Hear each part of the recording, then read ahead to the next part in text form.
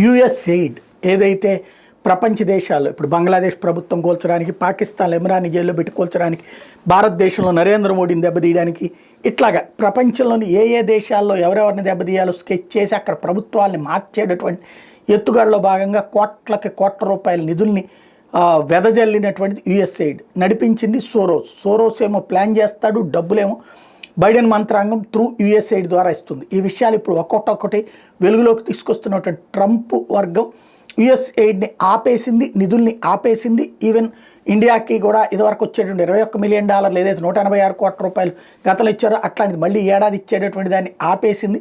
ఇవన్నీ ఇంతకుముందే మాట్లాడుకున్నాం. ఇప్పుడు ఈ విషయంలో ఏదైతే కోర్టుకి వెళ్తే ఫెడరల్ కోర్టు కూడా డోజ్ అంటే ఈ యుఎస్ఎయిడ్ మీదన ఇన్వెస్టిగేట్ చేస్తుంది. డోజ్ ఎలన్ మస్క్కి సంబంధించినటువంటి విభాగం దానికి అధికారం లేదంటూ వేసిన పిటిషన్ని తోసిపుచ్చింది. దానికి పూర్తి అధికారం ఉందని తేల్చి చెప్పింది.